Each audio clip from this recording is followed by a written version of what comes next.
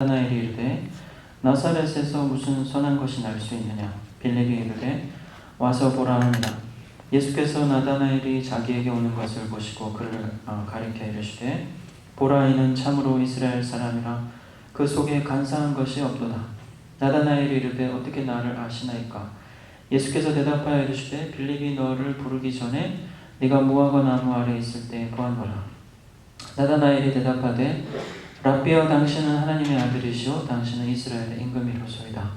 예수께서 대답하여 이르시되 내가 너를 무화과 나무 아래에서 보았다 함으로 믿느냐. 이보다 더 큰 일을 보리라. 또 이르시되 진실로 진실로 너에게 이르노니 하늘이 열리고 하나님의 사자들이 인자 위에 오르락 내리락 하는 것을 보리라 하시니라. 아멘. 제 식구들이 다 감기 걸려가지고 주중에 저만 안 걸리고 제 형님이랑 괜찮아서 희한하다, 내가 이게 안 아플 리가 없는데 그러고 있었는데 애들도 낳고 제 아내도 낳으니까 제가 그냥 딱 아프기 시작해가지고요. 좀 그랬습니다. 오늘 장로님이 수고해 주셔서 너무 감사합니다. 제가 약간 틀리게 말하더라도 정신이 혼미해서 그런지 모르니까 이해해 주시기 바랍니다. 우리가 성탄의 은혜를 생각해 보면서 예수님을 처음 만났던 사람들의 모습을 좀 살펴보고 싶은데요. 여기 예수님을 처음 보고서 감동한 사람이 나오고 있습니다. 나다나엘이라는 사람인데요. 나다나엘. 근데 나다나엘은 참 특이한 게 예수님의 제자인 것은 확실한데 여기 베드로도 나오고 안드레도 나오고 필립도 나오고 그죠? 근데 예수님의 12명의 그 제자 이름을 얘기할 때는 나오지 않거든요. 나다나엘이라는 이름이. 그래서 이제 사람들이 열심히 이제 알아보고 해가지고 혹시 바돌로메가 아닐까 생각은 하지만 확실치는 않습니다. 요한복음 21장에 보면은 예수님께서 이제 부활하셨지만 제자들이 예수님의 제자로 살 힘은 없어서 고기를 잡으러 가는데 그때 다시 이제 나다나엘이 또 나와요. 나다나엘이라는 이름으로. 그래서 뭔가 베일에 쌓인 듯한 사람인데 이 사람이 정말 누군지는 12명 중에 있었는지는 아닌지는 그리 중요하지 않고요. 이 사람이 예수님을 처음 봤을 때 고백한 말과 그리고 예수님께서 이 사람에게 선포해 주신 복음, 네가 앞으로 더 큰 일을 보게 될 것이다 하면서 그 말씀해 주신 복음을 우리가 좀 상고해 보려고 합니다.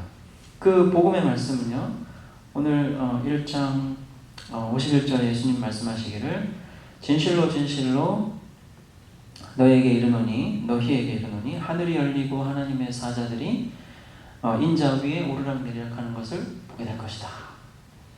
우리 성도들에게 약속하신 말씀이죠. 나다나엘뿐만 아니라 지난달에 중국에서 최초로 달 착륙 성공했다는 뉴스가 나왔었습니다. 지난달 맞죠, 그죠? 근데 이 달 개척한 지가 그리 오래되지 않았다고 해요. 제가 좀 봤더니 1966년 2월에 처음으로 소련에서 사람이 타지 않은 루나 9호라는 우주선이 달에 처음으로 간 것이 최초였다고 합니다. 달의 뒤쪽도 이렇게 찍고 그랬대요. 그리고 3년 뒤에 69년에 7월 20일 날 우리 잘 아는 아폴로 11호가 사람이 처음으로 달에 발을 디딘 날이었죠. 1990년에는요 1월 달에 일본도 세계 세 번째로 달 탐사선 히텐이라는 우주선을 발사했답니다. 2008년 4월에는 인도도 최초로 달 탐사선 찬드라얀 1호를 보냈대요. 그리고 1998년 11월부터 2010년까지 세계 16개 나라가 달 개척을 하기 위한 전초 기지로 국제우주정거장을 다 만들었답니다. 그리고 2020년에는 미국이 달에서 아예 사람이 살 수 있는 기지를 지을 계획에 지금 이미 세워져 있대요. 이 한국 외에 14개국이 이 프로젝트에 참여하고 있답니다.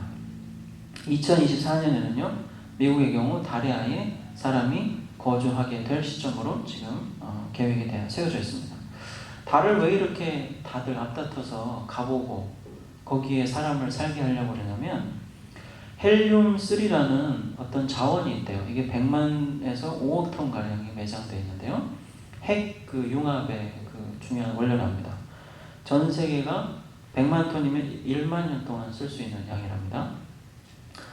그래서 서로 그 달 그 자원들을 확보하기 위한 경쟁처럼 이렇게 중국 그 아까 말씀드린 그 창어 3호 그 로봇을 이 창어 3호가 달에 이렇게 싹 내려가지고 가게 했는데요. 옥토끼라는 이름의 달 탐사선이었답니다. 그래가지고 이게 왜 이렇게 사람들이 달을 자꾸 가고 싶어 할까? 근데 생각해 보십시오. 1966년이면 정말 50년 채 거의 되지 않는 때잖아요. 근데 사람이 그 전만 해도 도대체 어떻게 저 높은 하늘에 갈 수 있겠나? 사람이 갈 수 있는 한계가 분명히 있다. 저 높은 곳까지, 저 보이는 달까지는 갈 수가 없다. 그래서 옥토끼라는 이름이 얘기하듯이 그죠? 우리 한국 사람들도 달에는 토끼가 뭐 방아 찍고 있다고 뭐 생각하고 뭐 그 옛날에 그 산골에 나무꾼은 달 보면서 뭐 헤어진 아씨 생각하고 울고 뭐 그러지 않았겠어요? 그런데 이제 사람들이 정말 달에까지 가보기도 했고 그 정도가 아니라 우주는 얼마만큼의 크기가 되고 사람은 이 우주를 장차 어떻게 지배하게 되고 뭐 그런 얘기들을 하고 있잖아요. 그래서 그 유명한 물리학자는 우주는 한번 펑 터져가지고 점점 확장돼서 이렇게 됐다면서 이 우주 개발 이후로 사람이 가지게 된 과학 능력의 힘이 결국 어떤 방향으로 가게 됐냐면 이 창세기에서 얘기하는 별들과 이 하늘과 땅, 생명체의 피조 이런 것들은 창조 이런 것들은 신화에 불과하다. 실제로 그런 것들은 사람이 우주에도 못 가보고 달이라는 곳에 발도 못 디뎌 봤을 때 굉장히 미개할 때 생각해 보는 것에 불과하다. 그런 식으로 얘기를 하게 되고요. 또 굉장한 물리학자, 과학자들, 뭐 오프라 윈프리 같은 언론인들 이런 사람들이 이렇게 그런 얘기를 하면은 사람들이 이렇게 과학이지, 그렇지. 그리스도인들은 그런 말을 믿진 않지만 신앙하고 과학은 다르니까 하면서 그냥 외면할 뿐이지 그런 말에 그리 심각한 느낌을 갖지는 않죠. 그러나 여러분, 우리의 주께서는 사실은 인간이 아무리 높은 하늘까지 간다 해도 이룰 수 없는 그곳을 그리스도인이 가야만 한다고 얘기를 하십니다. 그리고 그 그리스도인이 갈 수 있는 그곳까지는 오직 유일한 길이 있어야만 갈 수 있다고 하세요. 로켓이라는 걸로 비교하기에는 너무나 적당치가 않겠지만 예수님께서 그 제자들과 만나셨을 때 오늘 나타나에게 하시는 말씀이 인자의 위로 하늘에까지 오르락 내리락 할 수 있는 길이 열릴 것이다. 근데 이 하늘은 인간이 그렇게 자부심을 느끼고 앞으로 인류의 그 끝없는 진화의 과정에 마침내 해낼 거라고 생각하는 무슨 위대한 우주 개척 역사가 아니거든요. 그래서 오늘 나다나엘에게 예수님께서 하신 말씀이 도대체 무슨 말씀인가? 저 높은 하늘로 인자의 위에서 왔다 갔다 하는 천사들이 있다는 것을 제자들이 보게 될 거라고 하신 게 무슨 말일까? 교인들은 그것을 본다는 게 무슨 말씀인가? 그리고 나다나엘에게 예수님께서 이렇게 서로 얘기하실 때 나다나엘이 예수님을 믿게 됩니다. 근데 오늘 말씀을 잘 보면 나다나엘은 그렇게 믿을 마음이 없었어요. 근데 어떻게 이렇게 예수님을 믿게 됐는가? 한번 살펴보기로 하겠습니다. 그러면서 우리가 그렇게 자랑스러워하는 인간의 힘, 과학으로 상징되고 또 조금 이따 말씀드리겠지만 이 바벨탑처럼 지금도 사람들이 열심히 협력하고 있는 이 지구촌의 일치된 힘, 이런 걸로는 도저히 갈 수 없는 정말 유일한 인간이 가야 할 구원의 곳, 그곳을 예수님께서 지금 하늘로 올라가는 거다고 하셨거든요. 우리는 과학자들이 무슨 얘기를 할 때 뭐 그런 것에 무관심할 게 아니라 사람이 얼마나 예수의 말씀과 다르게 하늘로 가고 싶어 하는가를 생각하면서 오늘 예수님이 설명하신 이 복음을, 선포하신 복음을 생각해 봤으면 합니다. 오늘 얘기를 보면은요, 빌립이라는 사람이 나다나엘을 예수님께 데려왔대요. 근데 빌립은 우리가 잘 알듯이 예수님의 12 제자 중에 한 사람이었습니다. 근데 이제 43절에 보면 예수님이 갈릴리로 가고 싶으셨다 그래요. 가고 싶었다. 이유가 있었다는 거죠. 근데 거기에 어떤 지역을 가고 싶어 한다는 것은 거기서 어떤 할 일이 있기 때문이 아니겠습니까? 예수님이 여기서 가고 싶어 하신 목적을 요한복음 1장 말하기를 자기의 제자를 찾아내서 부르기 위해서라고 암시하고 있어요. 그 빌립은 예수님이 갈릴리에 가셨을 때 43절에 보면 예수님이 찾아내셨습니다. 예수님은 그냥 지나가는 누구를 부르신 게 아니었어요. 거기서 누군가를 찾으려고 이미 계획을 하시고 가고 싶으셨던 거죠. 근데 예수님께서 빌립에게 나를 따르라고 했을 때 빌립이 이상하게도 예수님 말씀을 듣고 따라왔어요. 그리고 예수님이 어떤 분인지를 보고 감동을 하게 됩니다. 근데 이제 빌립이 누군가 보면은요, 성경을 잘 아는 사람이었다고 해요. 성탄절이 이렇게 매년, 요즘은 해피 할러데이지만 메리 크리스마스 하면서 그리스도께서 오신 것을 우리가 이렇게 기억한다고 해도 이런 날이 있다고 누가 그리스도로 대접하며 그리스도께 어떤 다른 날에 갖지 못한 관심을 가지며 안 그런 것 같아요. 그죠? 근데 예수님을 정말 알고 싶어 하는 사람은 성경을 믿는 사람입니다. 성경을 믿고 있으면 예수님이 나타나셨을 때, 예수님과 조우하게 됐을 때 그 예수님께 정말로 관심이 생기게 된다고 해요. 오늘 이 빌립은 자기가 나다나엘을 찾아가서 너도 한번 만나봐 라고 권고를 하는데요. 그렇게 권고하는 이유가 뭐냐면 나다나엘과 깊은 그 친분이 있었던 사이인데 나다나엘을 이렇게 권면할 때 뭐라 그러냐면 모세가 기록한 율법하고 그 다음에 선지자들이 말했던 그분을 우리가 만났다 이렇게 얘기를 해요. 근데 이제 모세가 기록한 율법이라는 건 창세기, 출애굽기, 레위기, 민수기, 신명기거든요. 여러분 혹시 이 5개의 책 중에 별로 안 좋아하는 책이 있습니까? 예를 들면 빌립은 그렇지 않았던 거예요. 그리고 이제 선지서라는 게 우리가 생각하는 선지서하고 좀 다른 게요. 유대인들은 여호수아부터 열왕기하까지 우리가 생각하는 역사 이야기가 나오는 책들 있죠. 그런 것도 다 유대인들에게는 선지서입니다. 그리고 이사야, 예레미야, 에스겔 12명의 선지자 15권의 책들. 그래서 그 구약의 3분의 2가 넘는 책들을 빌립이 자기 친구한테 얘기하면서 거기에서 그리스도가 누군지라고 말한 그분이 있는데 우리가 한번 만나봤더니 정말 그렇더라 면서 소개하기를 요셉의 아들 나사렛 예수라 이렇게 얘기를 해줘요. 그랬더니 나다나엘이 어쨌거나 이 빌립의 이런 얘기하는 걸 들어보면 빌립과 함께 모세의 그 책들과 선지서들을 잘 알고 또 특히 어떤 관심을 갖고 그 성경들을 읽었다는 생각이 들어요. 하나님이 우리들을 구하기 위해서 보내기로 약속한 메시아가 누구냐라고 알고 싶어서 열심히 성경을 읽어왔던 거죠. 레위기도, 신명기도요. 여러분 레위기와 신명기가 얼마나 은혜로운지 모릅니다. 한번 읽어보세요. 성탄절을 맞아서 우리 이 그리스도에 대해서 이런 성경들이 무엇이라고 말하는가. 그런데 나다나엘이 듣자마자 하는 말이 뭐냐면 나사렛에서 무슨 선한 것이 나올 수 있느냐 그래요. 근데 이 말이 무슨 말인지 아시겠습니까? 빌립이 얘기하기로는 모세가 쓴 5권의 책과 15권의 선지자들이 쓴 책과 그리고 많은 역사서들이 얘기하고 있는 그 그리스도를 우리가 만났는데 나사렛에서 온 사람이 됐거든요. 그것도 요셉의 아들이라고. 근데 나다나엘이 성경을 읽고 이해하고 믿고 기다리기로는 베들레헴에서 태어나셔야 할 그리스도인데 자기 친구 빌립이 나사렛이라고 하니까 참고로 나사렛은 구약 성경에 전혀 언급이 안 됩니다. 성경에서도 복음서에서만 예수님을 얘기할 때 나사렛 마을에 사셨다고 그러고요. 성경 다음에 기록된 책에서도 정말 드물게 나오는, 잘 안 나오는 지명이에요. 그래서 이제 이 나다나엘이 너가 얘기하고 확신하는 그 사람은 그리스도일 리가 없다 하고 대고 있어요.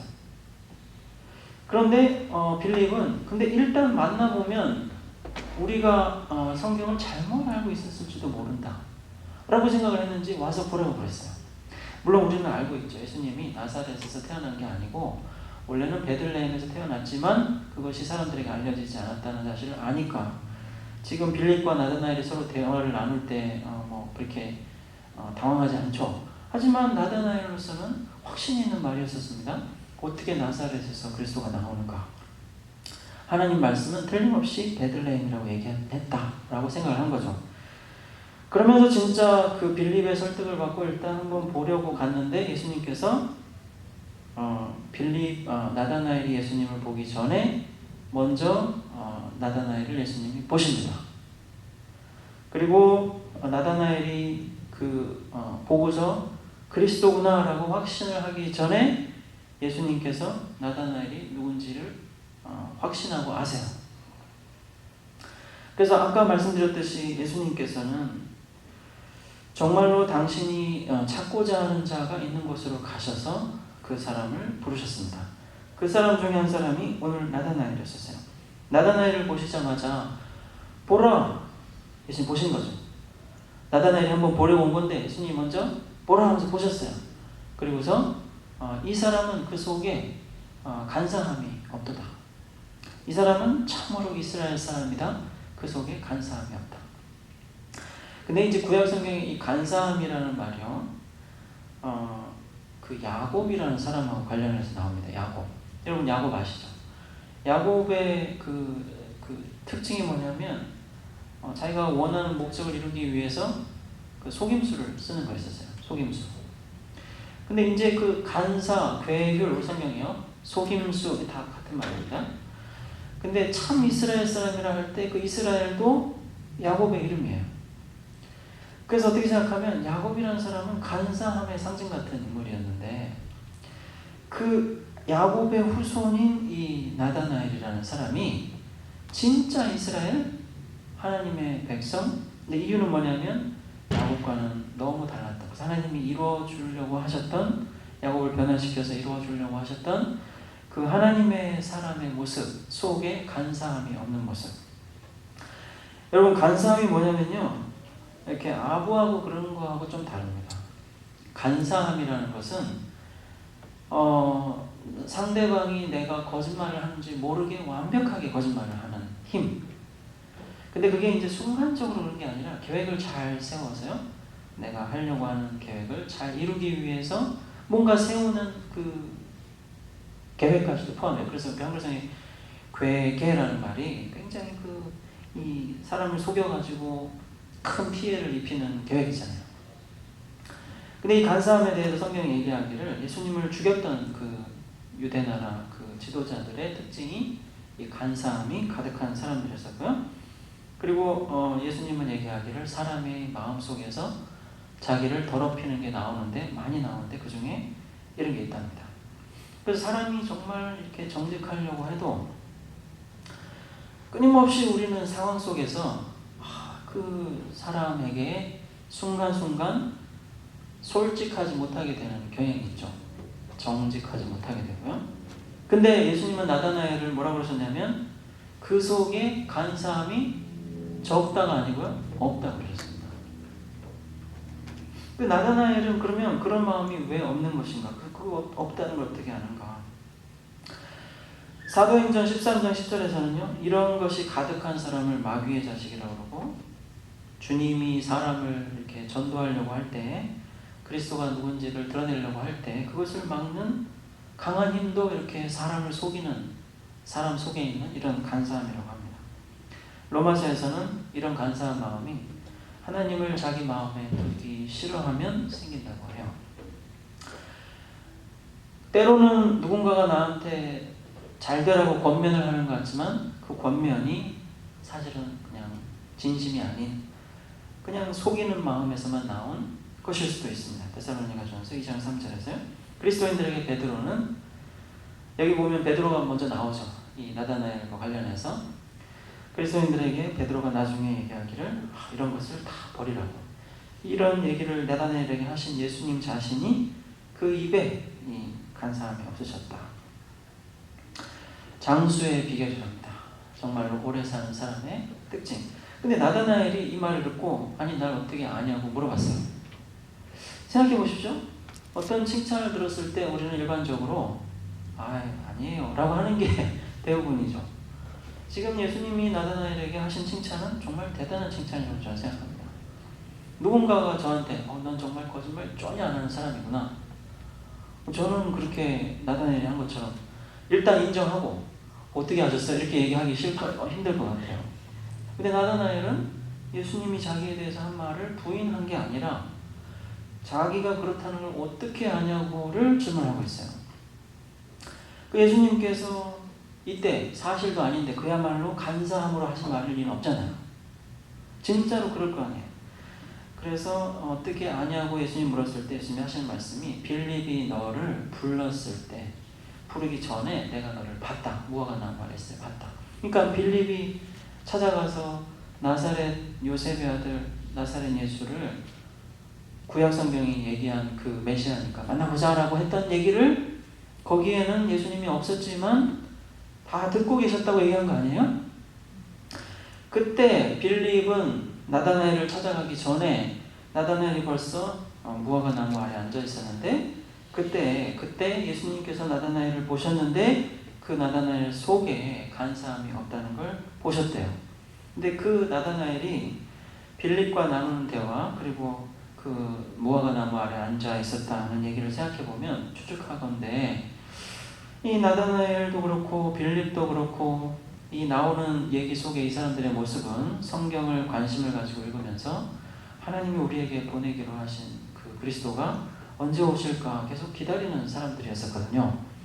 근데 그걸 기다리던 중이었던 거예요. 나다나엘도 그때 그 무화과 나무 아래 앉아 있어서 생각을 하고 있었는데, 근데 그때 그랬잖아요. 빌립이 얘기할 때 너가 얘기한 그 사람은 그리스도일 리가 없다. 왜냐하면 베들레헴에서 나와야 되는데 나사렛에서 무슨 그리스도가 나온다고 해 라고 했잖아요. 그 말도 예수님이 들었다 이거예요. 그런데 예수님은 평가하시기를 네가 정말 순수하게 판단하고 잘 말한 거라는 거예요. 예수님께서는 자기 자신에 대해서 나다나엘이 그리스도일 리가 없다고 말한 것을 너의 속에 순수함이 있기 때문에, 거짓이 없기 때문에 말할 수 있었다고. 그 순수함은 뭡니까? 성경대로 믿기 때문에 그리스도가 나사렛에서 날 리가 없다고 말할 수 있었고요. 그 마음이 간사함이 없다는 거죠. 우리는 사람과 이렇게 만나고 교제하면서 사람 정말 믿을 수 있을까? 이 사람이 얘기하는 게, 이 사람이 나한테 이렇게 하는 게 정말일까? 그 사람이 정말 성경대로 믿고 생활하려고 하는 사람 같으면 때로 그런 의심이 있을 때도 믿을 필요가 있습니다. 예수님이야말로 나다나엘에게 그런 분임을 보여주셨어요. 이때 나다나엘이 느낀 것은 그런 거죠. 아니 그때 내가 어떤 생각을 하고 있었고 굉장히 심각했었고 아마 우울해 있을 수도 있었는데 이 시기에 그리스도를 기다리는 사람들은 굉장히 우울하거나 엄청난 분노에 휩싸였거나 그랬었거든요. 근데 그런 자기가 그리스도에 대해서 성경대로 생각하고 기다리고 있었던 모습을 어떻게 생각하면 나사렛에서 무슨 선한 개나 하면서 경멸하면서 얘기한 건데도 예수님은 그런 나다나엘을 참 순수하구나 라고 말씀하실 수 있었다는 사실이 큰 감동을 준 거예요. 근데 나다나엘이 정말 날 봤을까? 의심할 수가 없었어요. 자기와 만나서 얘기하는 그리스도를 접한 순간 그런 것을 의심할 수가 없었습니다. 그러면서 예수님께서 내가 무화과 나무 아래에서 너를 봤다고 하니까 믿니? 라면서 을 넘어설 수가 없는 다윗보다는 약한 권위도 힘도 그 존재의 의미도 미미한 거라고요.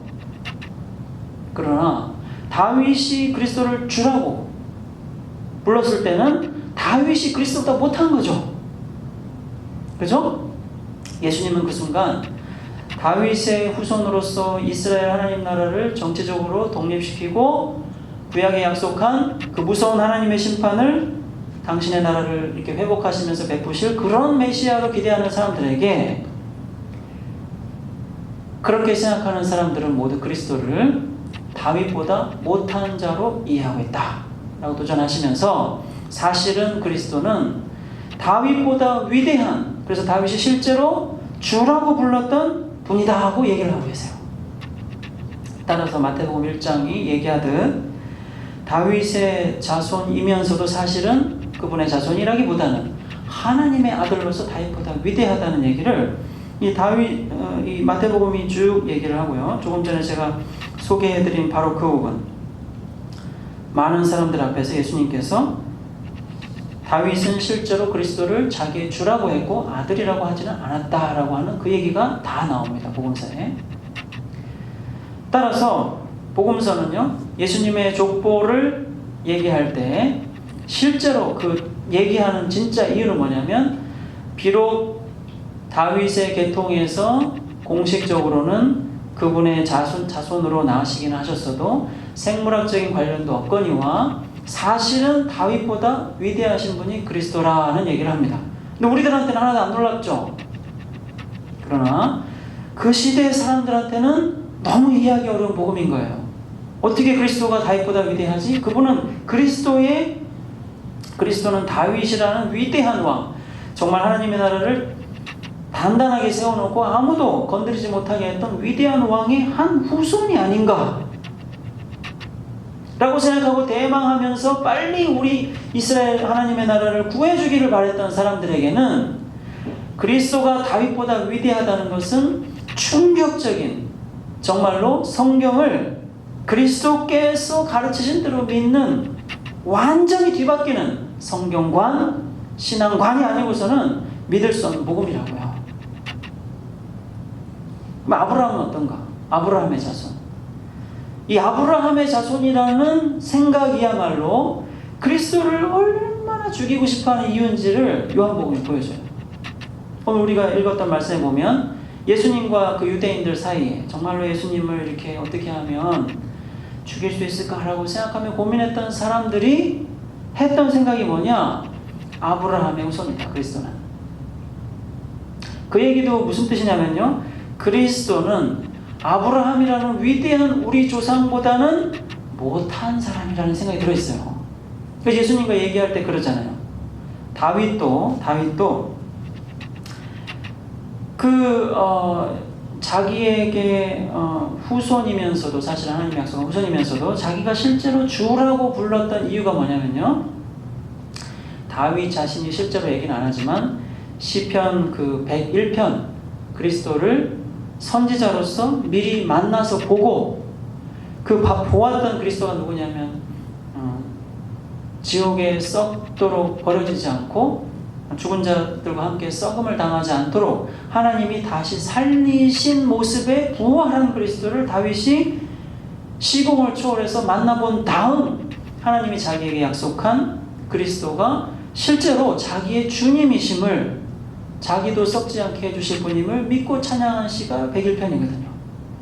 근데 이제 그 얘기를 예수님이 시편 101편을 얘기하면서 어떻게 그러면 다윗의 아들이라고 하겠냐라고 질문을 하신 건데, 아브라함 얘기도 그렇게 얘기를 하세요. 예수님께서 아브라함은 자기의 씨에서 이처럼 약속한 하나님의 나라에 그 씨가 올 것이라고 얘기는 하셨어도 실제로 아브라함은 나의 때 나를 실제로 만나볼 것을 대망하고 바랬었는데 봤다 그랬어요. 예수님께서 봤다.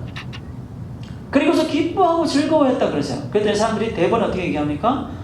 감히 아브라함이 너를 보고 싶어하고 사모하고 그랬단 말이냐 하면서 전혀 안 그렇다고 반박하기 위해서 뭐라고 얘기합니까? 넌 나이는 50도 안 됐잖아 그러면서, 아브라함이 예수님 당시로 따지면 2000년보다 훨씬 더 오래된 사람인데 50도 안 된 네가 무슨 말도 안 되는 얘기를 하냐면서 그런 너의 얘기는 절대 사실이 아니라고 막 강조하잖아요. 그죠?